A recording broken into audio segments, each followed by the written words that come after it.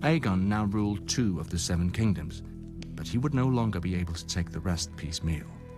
For the first time in thousands of years, the kings put aside their squabbles and joined forces against a common enemy. My ancestor, King Loren of House Lannister, was head of the wealthiest family in the 7 kingdoms. When King Loren joined his forces to Mern of House Gardner, king of the Reach, they had the mightiest army in history, a so-called Iron Fist, to break the would-be conqueror. But while an iron fist can smash a man's face in battle, you'd look silly hunting birds or beasts with it. And Aegon had a creature that was both. The kings had never even seen a dragon, let alone fought one. They had fought each other for thousands of years, and victory always went to the larger army.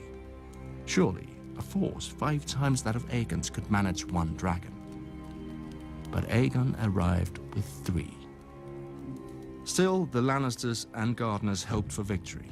The battlefield they chose was a wide plain with firm ground and clear skies, perfect for archers and mounted cavalry.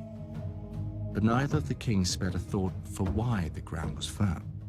There had been no rain for a fortnight, which meant all the wheat and grass on it were bone dry. Perfect for dragons. At first, the kings looked like they would emerge victorious.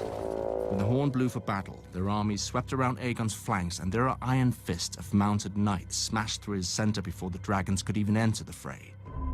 But then, Aegon and his sisters took flight and unleashed their dragons not on the soldiers, but on the dry fields all around them. The iron fist unclenched and became a hand outstretched for mercy. As Aegon promised, he had none. More than 4,000 men died in the fires, another 1,000 escaping them. Tens of thousands returned home as monsters, burned and scarred beyond recognition. House Gardner never returned at all. The Field of Fire, as the singers call it, claimed the last of the Gardner line, and House Tyrell rose in their stead as Lords of the Reach and Wardens of the South. As for my illustrious ancestor, when King Loren saw the battle was lost, he rode through a wall of flame and smoke to safety, or at least to a heroic capture a day later, where he laid his sword before Aegon and knelt. Aegon, true to his word, spared him and confirmed House Lannister as Lords of Casterly Rock and Wardens of the West. Why wouldn't he? A Lannister always pays his debts, and now we owed our lives to the crown. That was worth centuries of subservience at least.